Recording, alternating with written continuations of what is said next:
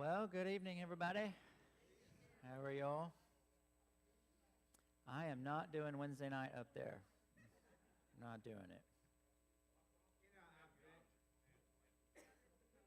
What'd you say, Bill? What'd you say, Bill? Oh, yeah. It's really high. What'd you say? I might be back on Sunday. I might. Make it louder?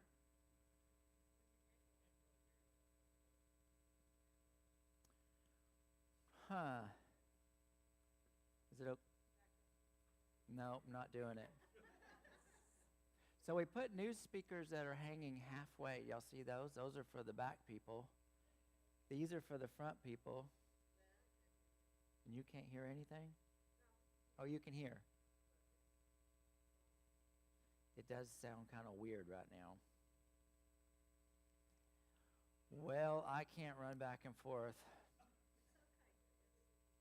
to fix it.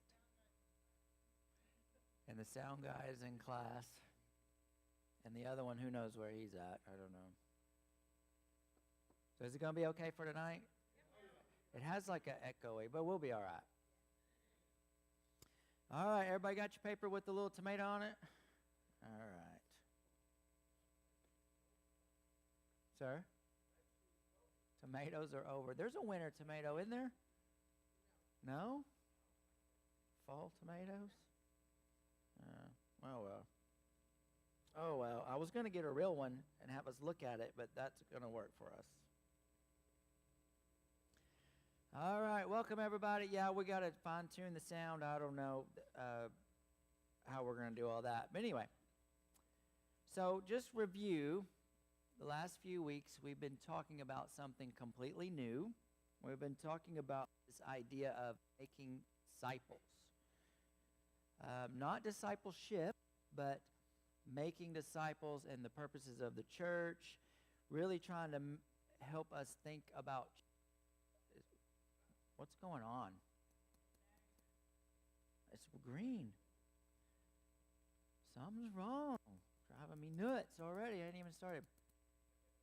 So rethinking about church and what we're doing in church and why we're here and all those kind of things, not necessarily saying what everything we've been doing is wrong or bad, but just kind of refocusing or making more intentional in one area. And that's what we're talking about. So number one, session one, the lost model. We talked about why do churches try all these different ideas and models? What's the purpose? Y'all remember? What's the motivation? Growth. They want to grow.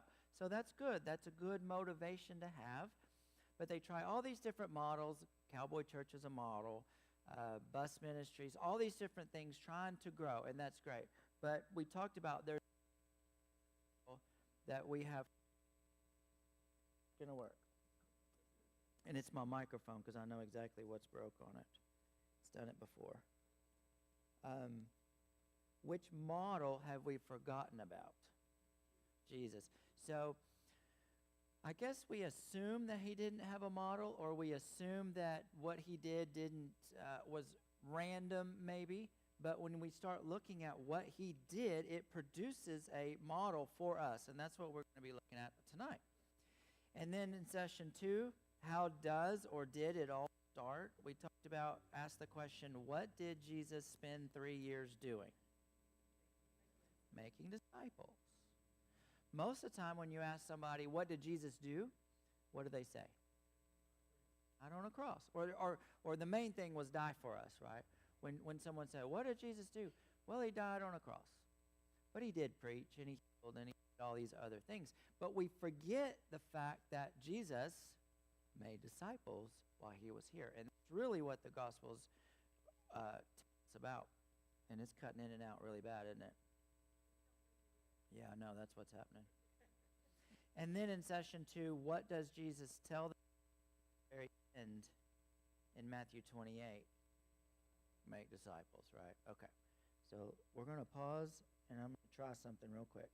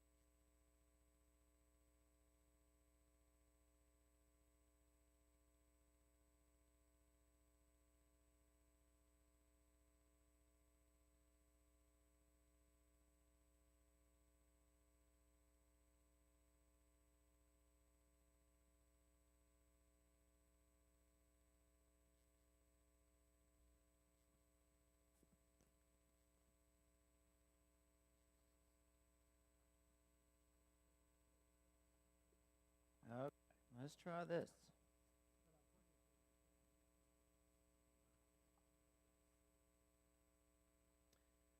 Okay, maybe it won't cut out, and if it starts cutting out, we'll have to switch the mics. So Jesus spent 3 years making disciples. At the end, he says, go make disciples. And then last week, we talked about the definition of a disciple, a biblical definition. And we used that verse from Mark. He said, follow me, I will make you fishers of men. And we came out with the 3 Ds. Follow me, you have to be devoted. Make, you have to be developed. Fishers of men, deployed. And we talked about those. And we're going to review that definition again tonight and then look at a process. Is it working good now? So, good deal. All right. All right. So everybody good? Got your paper? You know, ready to learn something new? James is back. We needed you last week, by the way. That side needed you.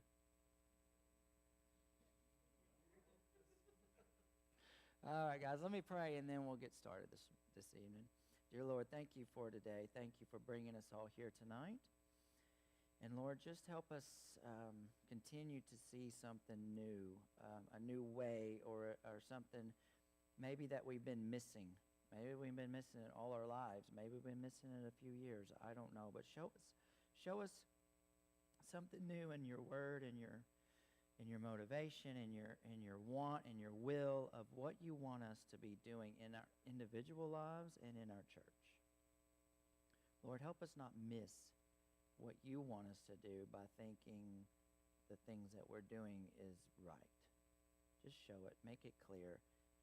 Help us learn of your heart, of how you want us to live. We thank you. In Jesus' name we pray. Amen.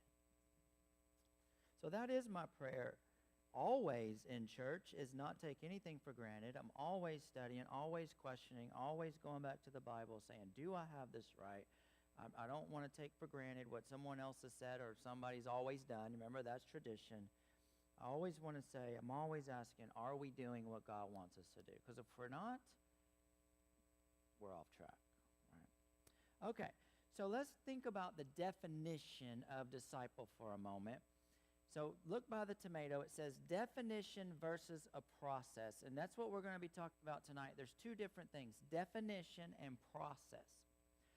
So what would be the definition if you looked up the definition of tomato in the dictionary? What would be the definition of a tomato? It's a vegetable. It's a vegetable. Is it a fruit or a vegetable? Whatever. What else? What else would you say about, what would the dictionary say? Don't go, no, stay off your phones. Well, what would the dictionary say that a tomato is? A food, a fruit or a vegetable. Okay, well, that don't get me very far. Red, round.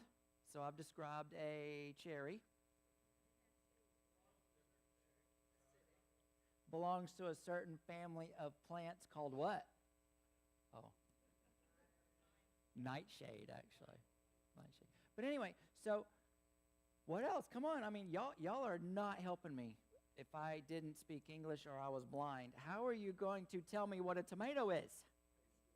Tastes good. Maybe it doesn't. Round, red. So is a clown's nose. You see how hard that is, though? Yeah. Right? Squash it, make spaghetti or ketchup.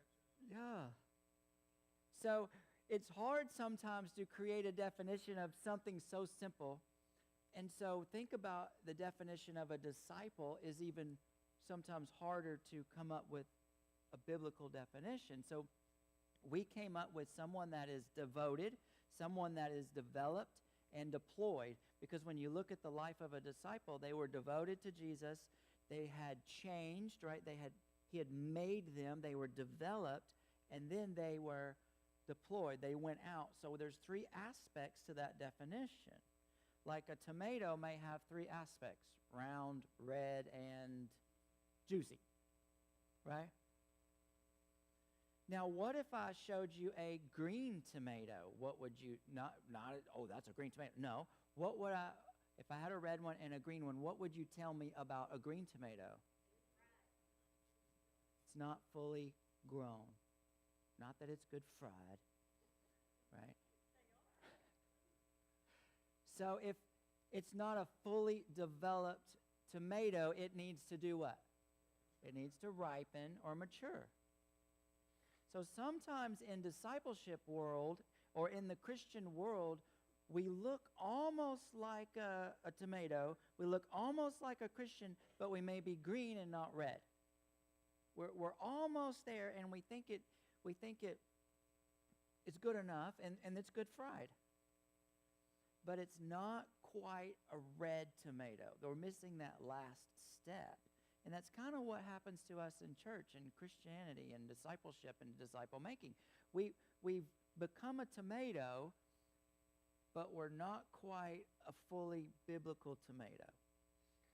So that's the definition.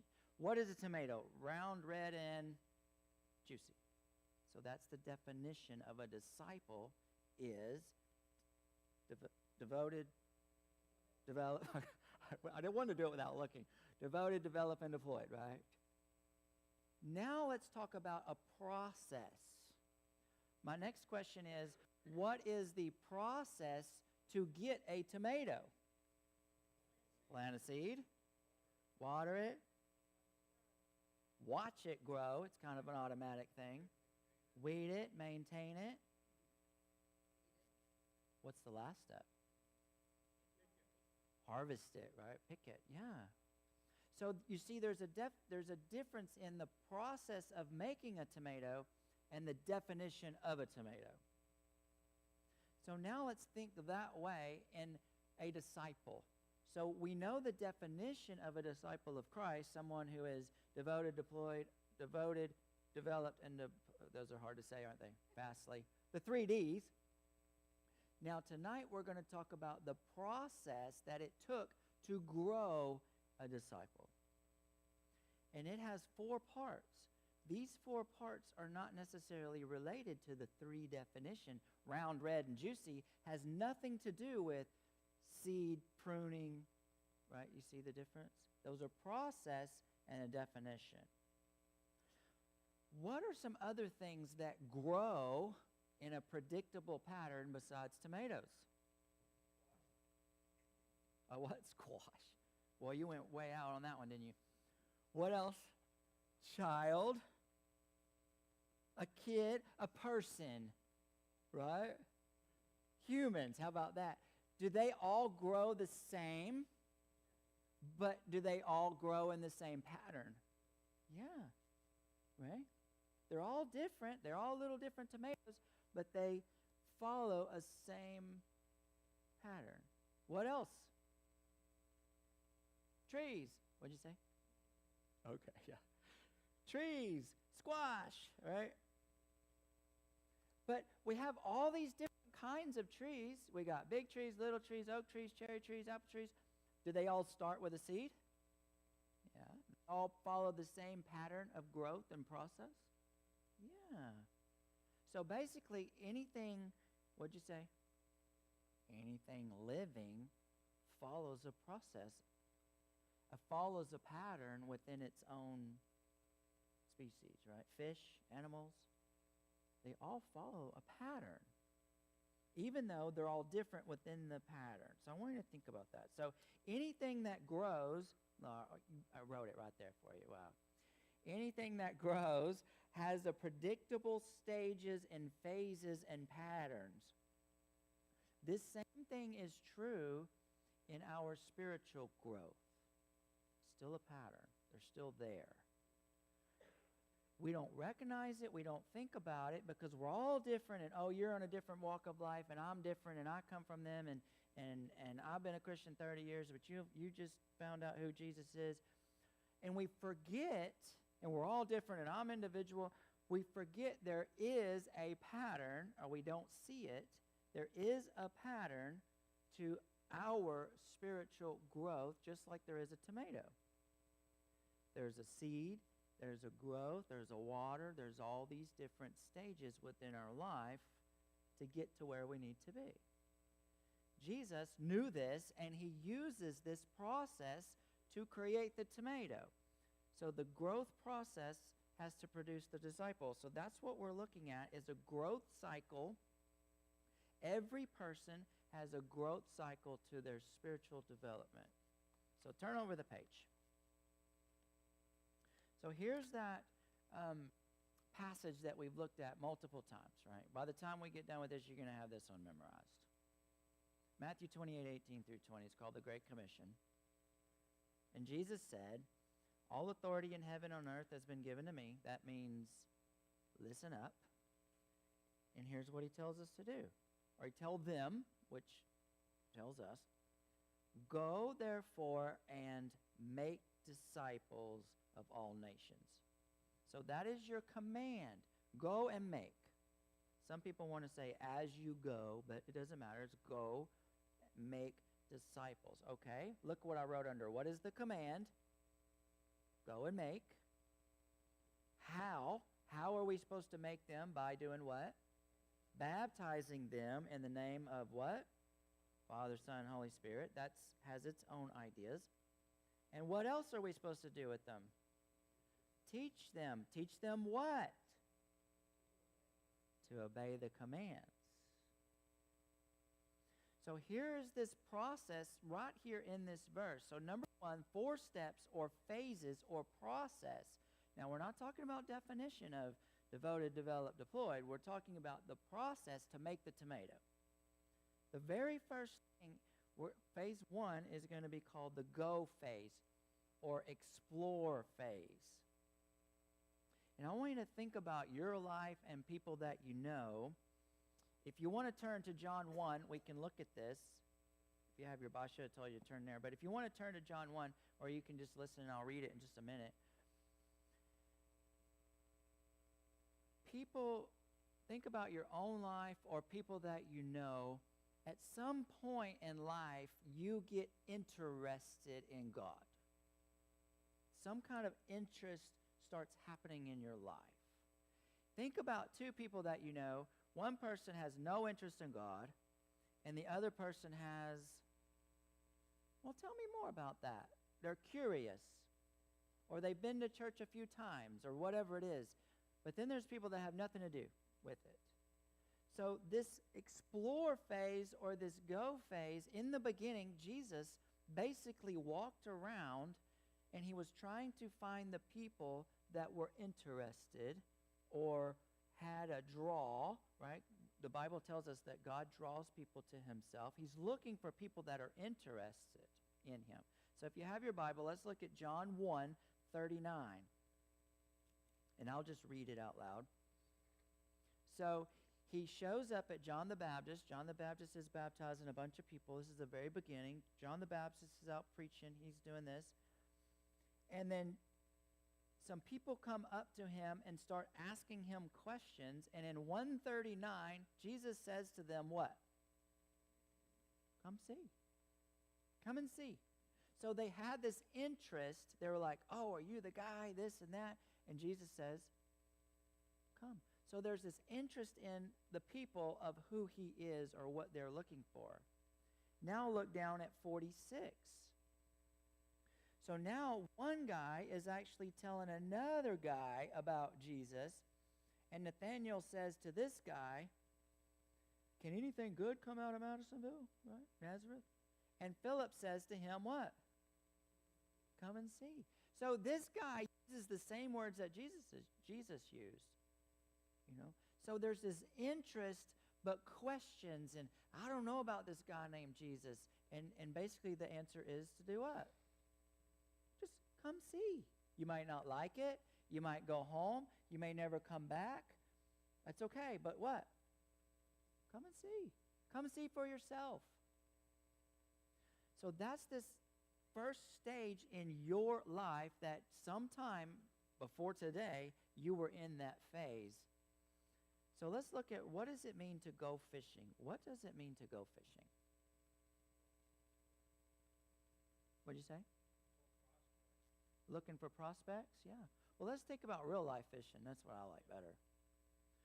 So when I go fishing, what do I got to have? I have a pole, bait, lures, boat, hooks. I got to have a bunch of stuff to go fishing, right? So what do you need? I got to have where do I go fishing? Any water? Water. How do I know if there's fish in it? I got to go check it out, right?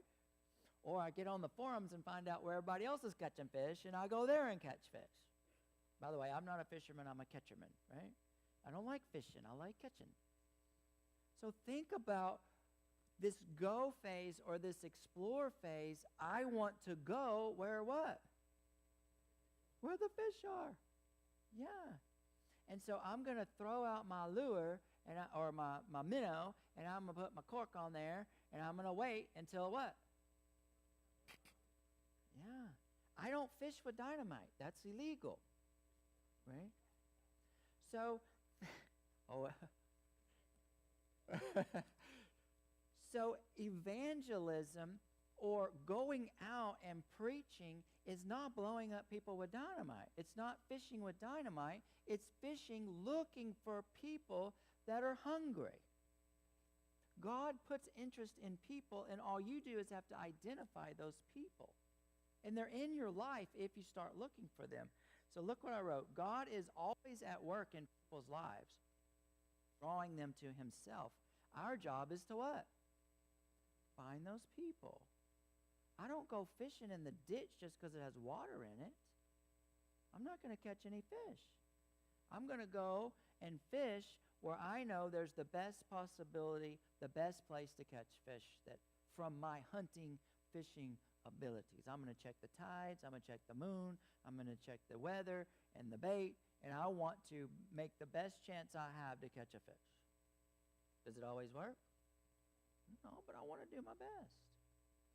So in the explore phase, you got two people. You got the fisherman, and you got the fish. So this explore phase is we got to get these people together. So if you're the disciple, you need to be out exploring or fishing. And if you're the person that is hungry, you got to be looking for the bait. So phase one in your life, think back into your life, how you ended up in church. How did you end up in this church?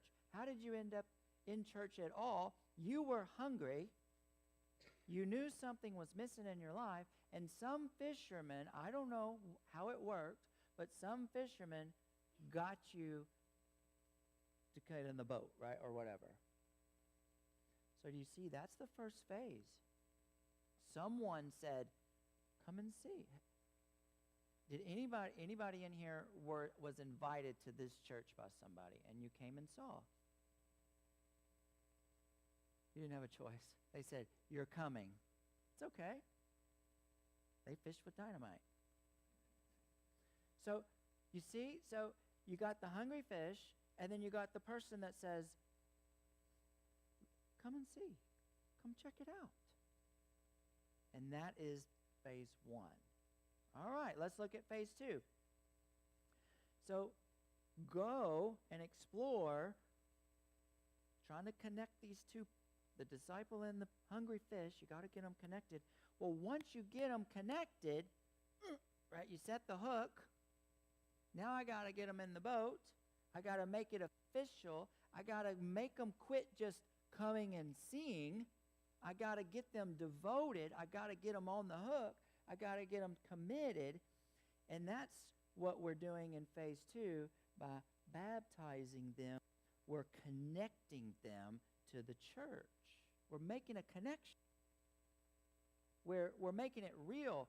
We're raising the level of commitment here, because the first guy that just comes and sees, they're sitting in the back. They're just coming and seeing, right? It may be for them. It may not be for them. That's okay. Do you know how many thousands of people follow Jesus? A lot. How many turned away? A lot. But they come and saw. It's okay. That's their choice. He didn't fish with dynamite. So in evangelism, we're not fishing with dynamite. We're looking for hungry fish. Then we have to connect them. So now I found a hungry fish. What do I need to do to them? I need to teach them. I need to show them. I need to get them connected with what? Jesus and the church. Yeah, I got to get them in. I got to get them connected. So if you go back to Mark 1:17, this is the follow me. This is the quit coming and seeing. Now I want you to do what? Follow me. Be devoted. Take that next step from just coming and being a spectator. Now I want you to be a part. I want you connected. So when we baptize, and Dean's going to teach about this in our baptism class the next Wednesday, right? Baptism is the connection. That's the first step of obedience when you believe in Jesus Christ. That's the first step of obedience, is being baptized. And it connects you to Jesus. It connects you to each other, and it connects you to the work. Like this is being devoted. Remember the devoted part of a disciple. Because otherwise you're just coming and seeing. Like I watch a football game. Right? It's different. So now, if you look back at your life, maybe you found yourself being baptized. Maybe you're devoted. Maybe your devotion is there. Maybe it's growing. Maybe something like that. Because if you look at the bottom of the paper, this is where most of us stop. We make that connection in a church. We kind of stop. And churches stop there with people. Got them baptized. We got them in the church. I got them in a small group. They're coming on Wednesday nights. What else is there? Yeah, you're always ahead of me. Right? That's the next step.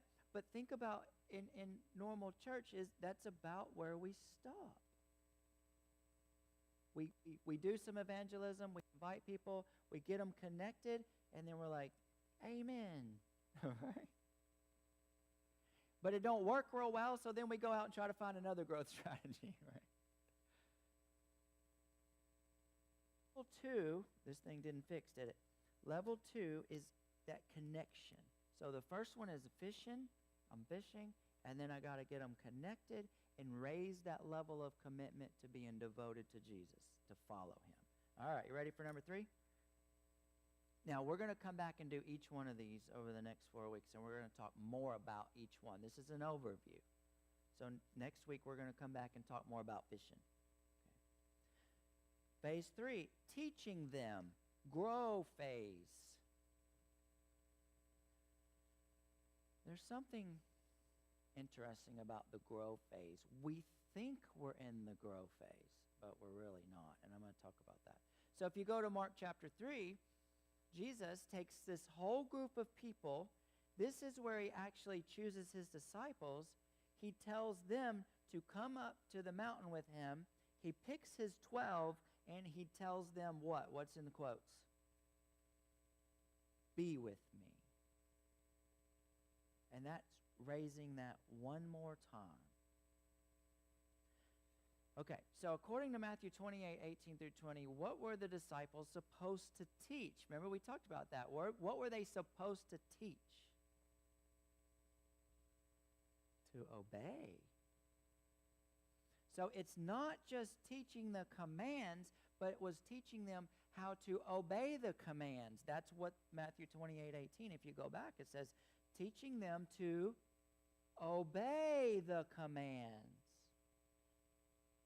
So a lot of times churches, we're very good at teaching the commands. Thou shalt not, whatever. Quit doing this. Start doing this. But we're not very good at showing people how to what? Obey them. So Jesus gets these followers. Now they're devoted to him. And now he's saying, look, I want you to be with me. I'm going to show you. I'm going to model it for you. I'm going to let you do it. Then I'm going to critique you, and we're going to do some hands-on training, and you're going to learn how to obey what I'm telling you to do. Because if I just say, go and do this, and I never show you or teach you how to do it, you're not going to do it. You're going to know the command. If a preacher stands up on a Sunday morning and says, you need to pray more, the command is to pray, you're going to say, I know it is. Will that make you go home and pray more?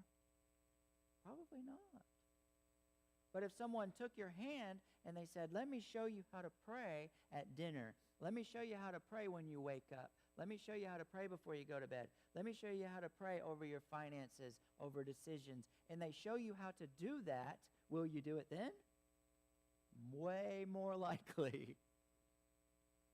So in this phase of Jesus' teaching and spiritual growth, you start to learn how to what? Obey.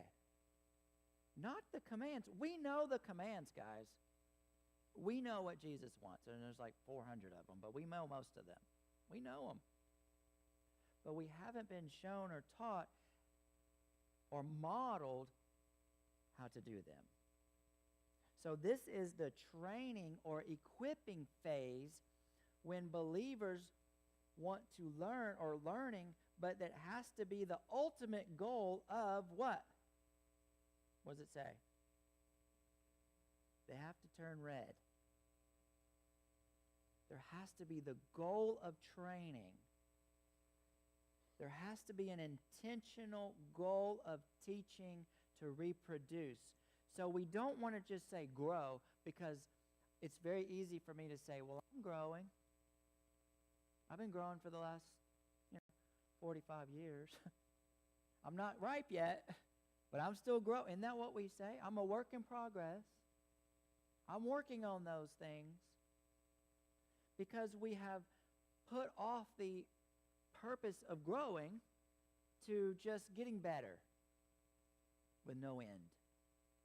And so we're a bunch of green tomatoes, and we haven't been taught or grown in a purpose of harvesting or reproducing. So when we start adding that element, things start to change. So to be in a small group or a Sunday school that is perpetual, and every week you do a new Bible study, you're growing, but you're not what? Maturing or ripening. That's right. It's like this perpetual growth, but you're never producing the fruit that you're supposed to. And you got to have that fruit to make seeds for the next go around. Remember that chicken and the egg? It's got to be replanted. So that word grow phase sometimes can be misunderstood, because it's like, well, I'm growing. You're growing, but we'll talk more about it in a few weeks, but it's going to be growing with a purpose or an intent. Like the electrician we talked about, or the plumber, I'm learning to be an electrician. I'm not here to learn to be a learner ever. I don't want to be your helper for 15 years. I want to learn so I can be the electrician. It's growing with purpose, right? Training, apprenticeship with a purpose. All right, last one. It's a circle, remember? So you got to have so there's 4 pieces, but it's kind of back to the same spot. Teaching them to what? Verse in the last phase. Obey. What was the last command that Jesus told them to do? Go and make. So do you think that is in the list of commands that you should obey? You see this circle. And we don't like to think of it in a circle. We just want it in a straight line, because when we put this circle back on it, that puts the responsibility back on us. And we don't want to do that. We just want to get saved, and we just want to grow, right?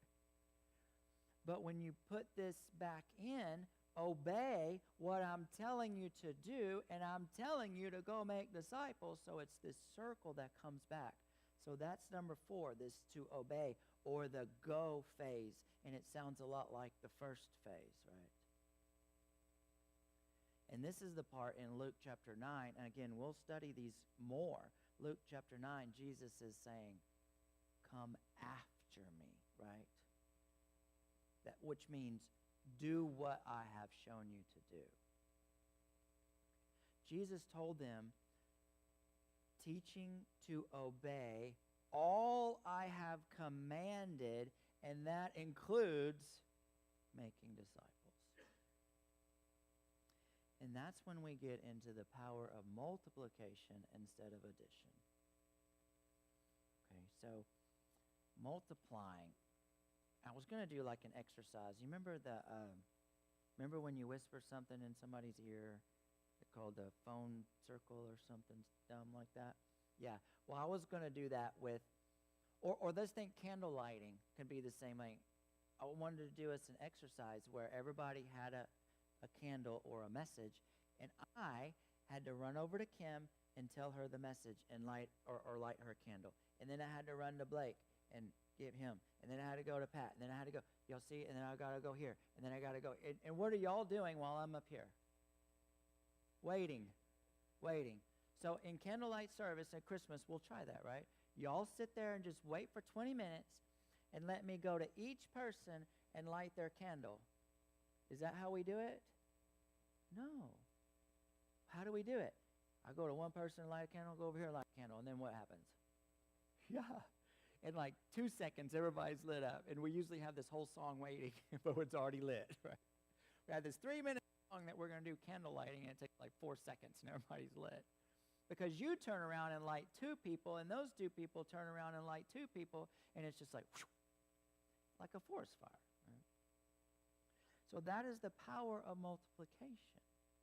But churches today, what do we operate under? The power of what? Addition, the pastor addition. Yeah. So now it's like, come and see, talk to Chris. That's basically not just us, but that's how churches operate. Or let's have a bus ministry, or let's do a cowboy church, or let's do this, or let's do this. Let's grow, let's get people in here. So the preacher can run around and light each person's candle. And it takes forever. But multiplication spreads like wildfire, and that's in the book of Acts. That's biblical. Thousands within a few years. I mean, half the earth was covered in Christians in a few years. And they didn't all come here Paul preached. There was no way. So multiplication comes in 3 ways. In personal. Personally, I multiply, right? If I learn a Bible verse, I go tell it to how many people? 2 people. And I've multiplied. If I tell it to 1 person, have I multiplied? Remember we talked about having kids, right? If me and Lacey only have 2 kids, I haven't multiplied. Remember, that is not a sermon on having more kids. But you have to have 2 kids to replace yourself. So if I learn John 3:16, for God so loved the world, and I go tell it to 1 person and they get saved, have I multiplied? No. If I tell it to 2 people, have I multiplied? Yeah. If they tell 2 people, now how many do I have credit for? Y'all can't do the math, right? A bunch. What is it called? What are those companies called? It's like you sign up this guy. Yeah. Discipleship is the ultimate pyramid scheme, right? You just don't make any money at it. If you did, we'd be doing it. Right? For every disciple you make, you get $1, and you got to pay up $1, and then you get dollars from them every month. Boy, we'd be in the disciple-making business, wouldn't we? Yeah. So think about it that way. It multiplies just exponential. So that's personal. How about group growth? Like we haven't given up on our little groups after church. We've just been under a mess. But let's say a group grows, a Sunday school grows, or a group grows because we are inviting people, and we start with 5 and now we got 10. What should the group do? Split. And what have they done? They've done. And then this group does what? When they get 10 and they get 10, what do? split, split. That's what your cells in your bodies do, right? They split, split, split, split, split, and it multiplies. How about churches? How do churches multiply?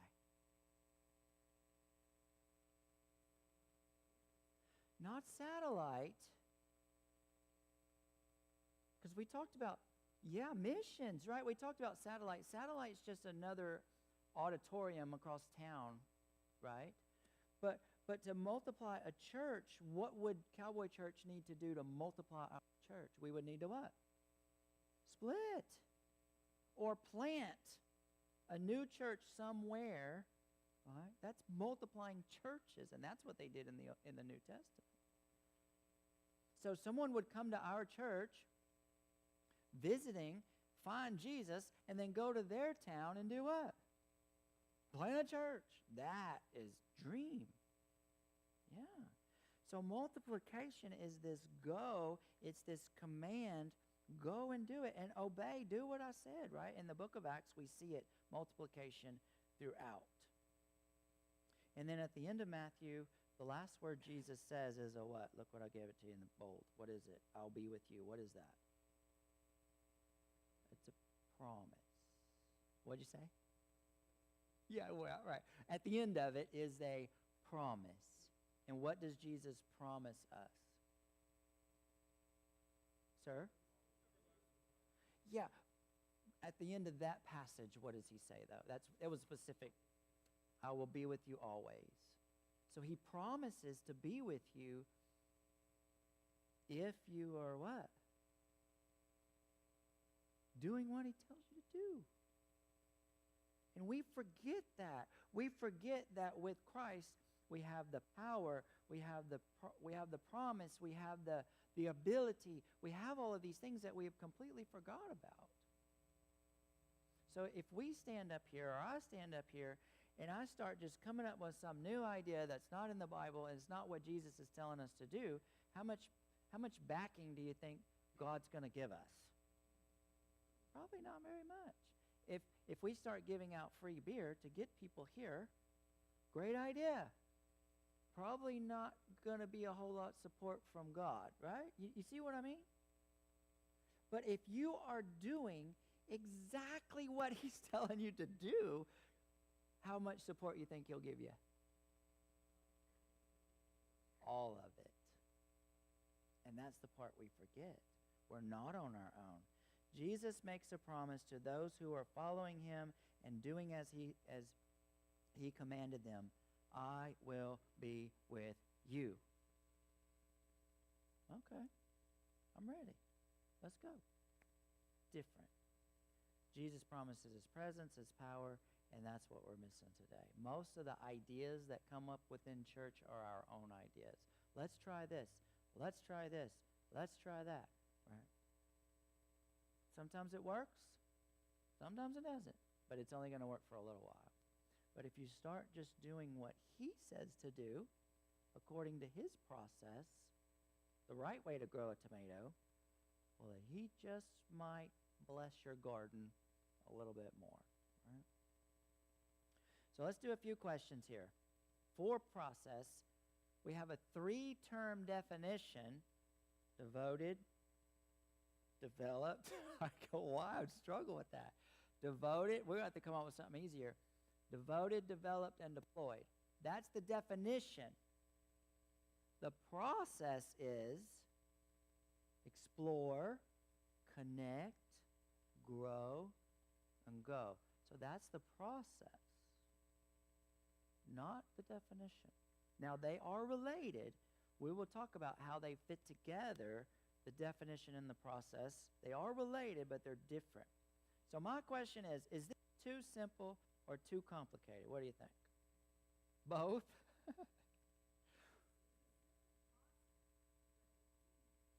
Oh, good call.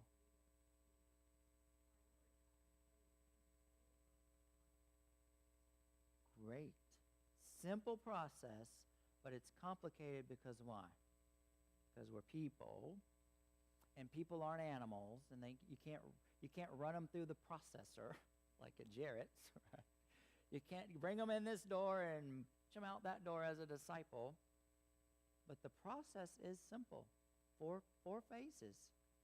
You connect, you get caught, you devote yourself, you develop, and you go back out and do it again. That's a pretty simple process. It becomes complicated when you're dealing with different people from different walks, and they're all in different places. But once you understand the process, it helps identify. So if you walked in the grocery store and saw all the tomatoes and they were all green, you know the process, what would you do? And you got to have a tomato, what would you do? Go somewhere else. You can't go anywhere else. You only can shop at Brookshire's. What? You know the process. You get some tomatoes, take them home, and put them in the window. Because you know. Did it complicate things? Yeah, I wished I could have just bought a red tomato. But I know the process, so I know where to pick it up and move it, right? So if I came to someone's house and there's a bunch of vines, I know the process. I got to wait on it, whatever. It needs a little fertilizer. We know the process, so we make it happen. If I want tomatoes to grow in our flower bed, is it going to happen by me wishing? I really wish we could have some watermelons growing in our flower bed. What do I got to do? I got to plant a seed. I can wish all I want. It's never going to happen because I know the process. Now, I might plant some watermelons and come out the next week and tomatoes start growing. I'm like, okay, I messed up, right? But I know the process. So the more we understand the beginning to the end and the purpose behind it, it makes it less complicated. Is that right? Too simple, too complicated, yes and no. All right, number 2, be honest. Do you agree with this process? Is there anything missing? Is there anything not needed? Is there too much, too little in the process? Do you agree with this? Do you think this is biblical? Can you see this in your own life? Can you see this in the Bible? Or have I missed something? And you can agree, disagree. I mean, I won't agree with your disagreement, but no, I want to hear feedback. Does it?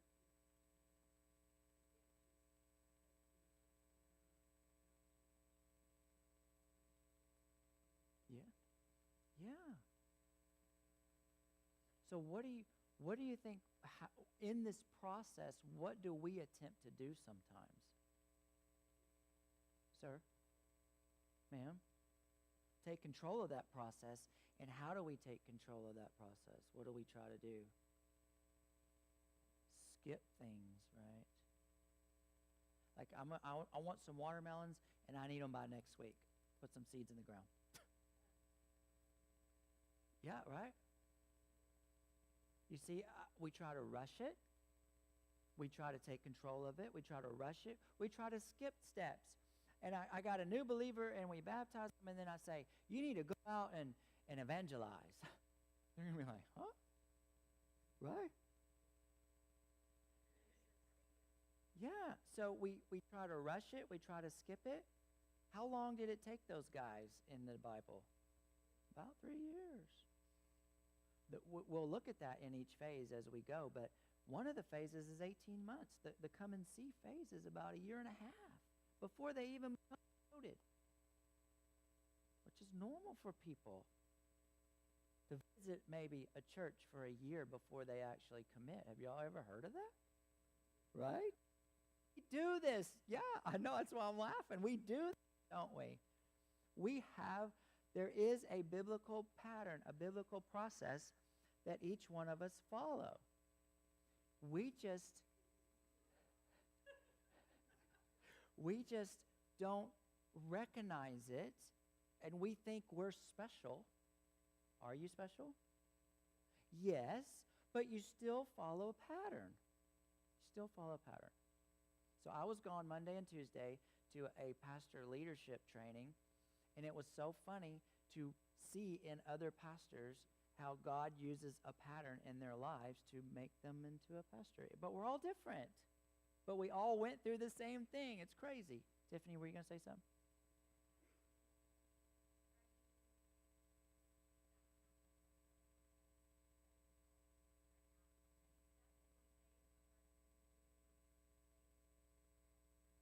Different times, different phases.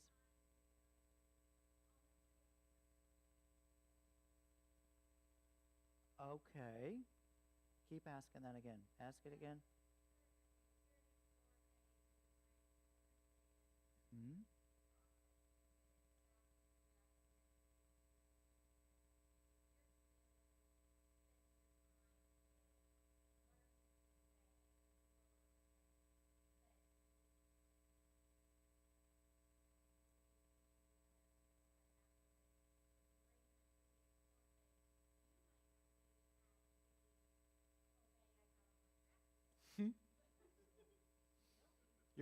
You're quoting me now. But yeah, I get it. To answer your question, I think you can do anything below you, right? It's going to be hard to do anything above you. Does that answer it, right? Yeah. You're not the only one to think about that. Yeah. So you don't have to be a red ripe tomato before you go fishing. Right. Does that answer it?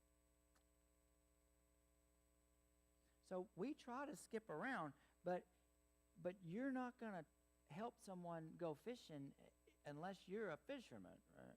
Yeah. I mean, I can teach y'all how to fish because I know how to fish in real life. But I really hate taking someone fishing with me that doesn't know anything and he's telling me how to fish. I'm going to throw him in the water. Right? Right? That's what we're talking about. Mm-hmm. So there is this process, and we try to mess it all up, or maybe we don't even know there's a process, and so we mess it up. But once we start understanding these 4 phases, we all go through this. I have gone through this. I am going through this. You are going through this. You are somewhere in this process. That's okay. We have to recognize it and move it. So we have to look at it as an individual in your life. Where are you in this process? And then our church has to make this process easy for people to get through. What if the church stops everybody at process 2? Is anybody going to get past process 2? Because Chris isn't a very good leader, and I don't have an avenue for you to get past 2. How are you going to get past 2? You're not. So the church has a responsibility to open the road and make the process easy and clear. Otherwise, you're never going to get there. You have a responsibility to get there, and the church has a responsibility to make it clear and easy. So that's where we are. Number 3, where do you think we or you personally are stuck in 1, 2, 3, or 4? Think about it a minute. You can say, I'm a number 2 or I'm a number 1, and I'm stuck there. Or you can say, I think as a church we're stuck at. Just tell me what you think. It's okay. You ain't going to make me mad. I know. Somebody over here? No? Come on. You only got a few minutes, and you can say it, and then we can leave, and we won't never remember. A 3? In that grow phase? Uh-huh. So what do you think's making you stuck in the grow phase? Yeah, it's easy to get content there. That's right. Yeah.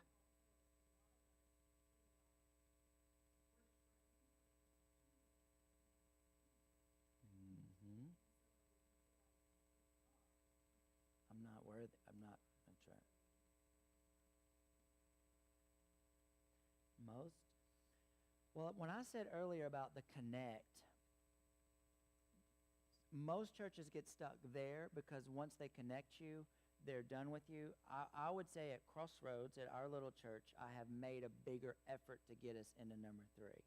And so maybe we feel like we're in number 3, but a lot of churches will stop at number 2. I'm not bragging. I'm just saying in my history of ministry, I try to get people to grow, right? But I've never thought about getting to grow with an intention.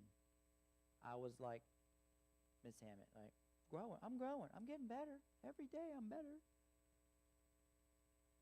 But I've never, what? I'm never there. And we have this false idea that we're never going to get there. You're never going to be perfect, but you can be capable. And that's the difference.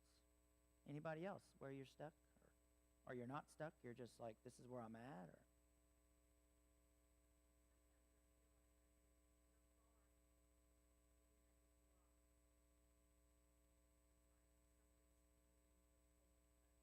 okay, like what kind of block? Do you know? Can you identify the block or just something? Usually the block is us.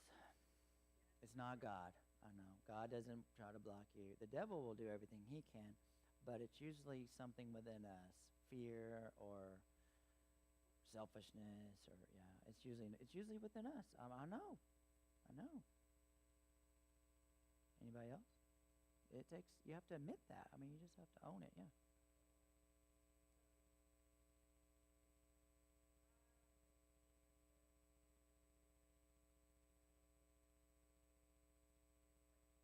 You shrunk back?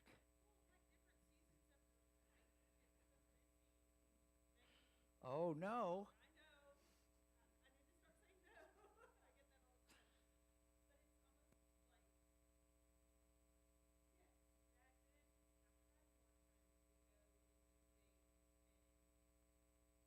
I understand. I understand that. Mhm. Mhm.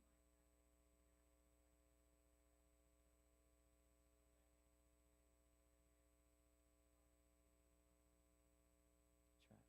So you have to recognize that, right?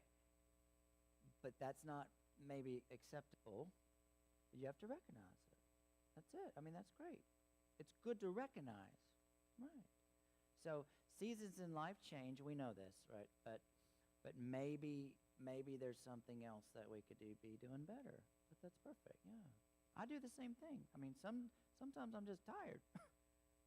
Some Sundays ain't so great. I'm just like, well, how long till 11 o'clock? you know? Some days I'm like, yeah, let's go. It's just the way life does too. But but I'm showing you the process so then you can start identifying that. And if that is the case, maybe we need to say, okay, what do I need to do to get back to where I'm supposed to be? How about number 4? What do we or you need to do to move or get unstuck? This is something you have to answer personally. If you find yourself in 1, 2, 3, or 4, you're in the process. You're not a red tomato, right? You're not a fully 3D disciple, and you're stuck somewhere.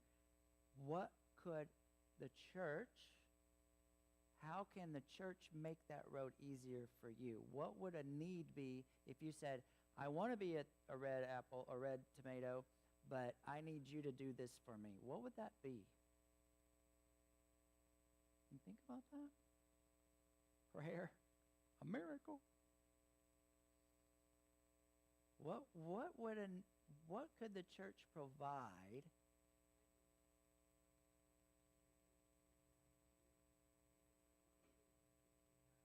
Opportunity, yeah. So something like, okay, guys, the van's running, let's go, right? And we all jump in the van, right? An opportunity. Yeah. So more opportunities. I agree. Training ground, right? It's kind of hard to call this a training ground, isn't it? I mean, we all love each other, most of us, and we like each other, most of us, right? It's real hard to get out of our comfort zone when we're comfortable in our church family. Yeah. Did he have a headquarters and he taught his 12 guys right here each week? Is that how he did it? How did he do it? Yeah, he took them out. Right? Yeah, get in the boat. Let's go over here. Let me show you about these crazy people. Yeah. So maybe that's what we need to do more. Yeah. And as a church, we have to figure out how to do that better. Yeah. Anything else?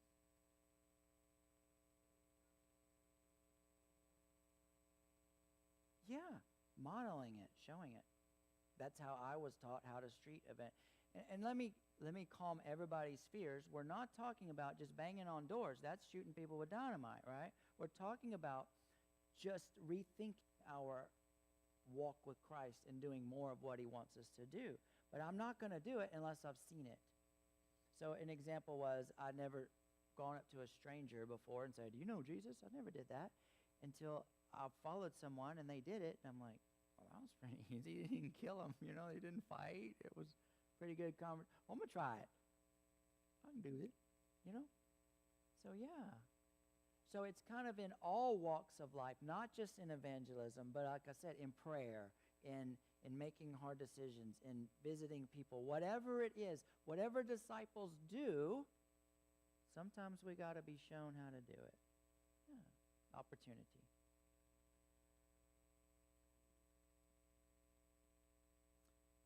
Do I think anybody, I couldn't hear you, James. What'd you say?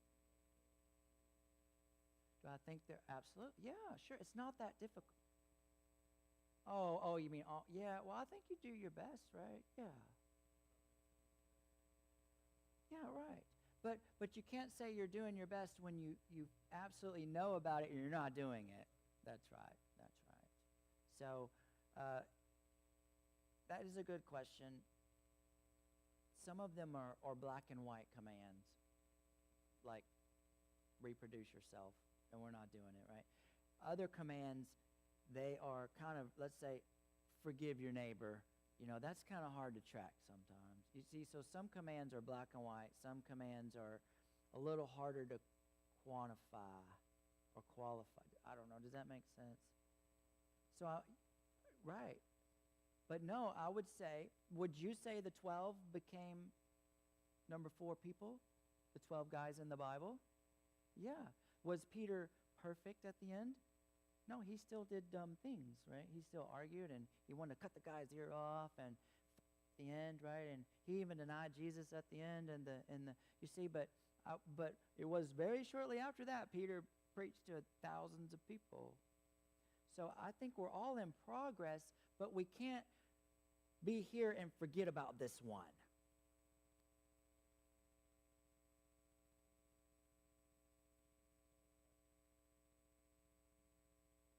I agree, yeah. But the one that we're going to be saying that we have rejected or forgotten about or set aside is that reproducing command we're focusing on. Mm-hmm.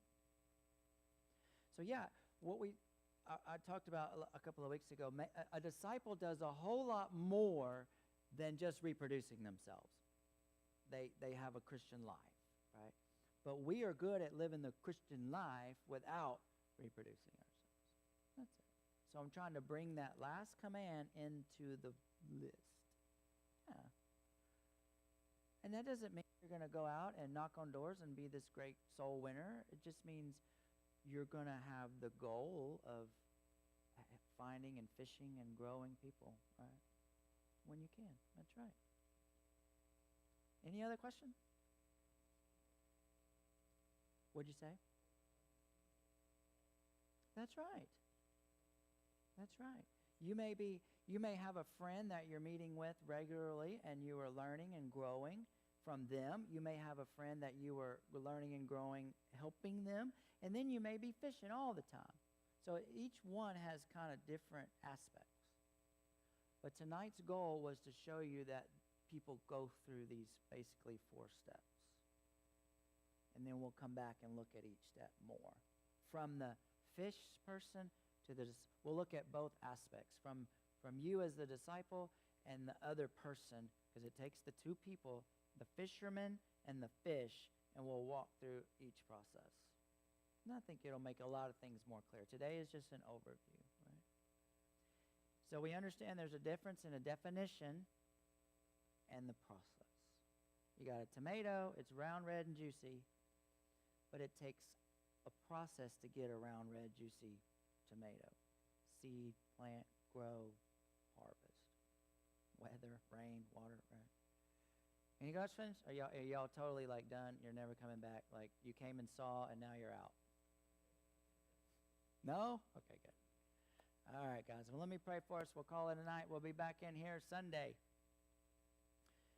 Dear Lord, again, thank you for tonight. Thank you for bringing us here.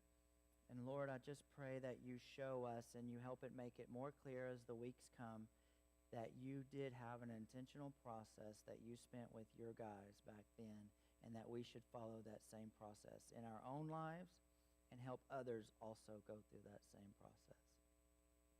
Lord, help us get rid of any fears or of the unknowns or worries, and help us just trust you in moving forward to understand your word and trust that you're going to be with us no matter what if we do our best to do what you want us to do. Lord, thank you. Be with us. Be with those that couldn't be here, that are hurting and struggling and fighting the world, Lord. Be with those tonight and give them comfort. And bring us back here safe. In Jesus' name we pray. Amen. Amen. All right, guys, have a good week. See you Sunday morning. Sunday.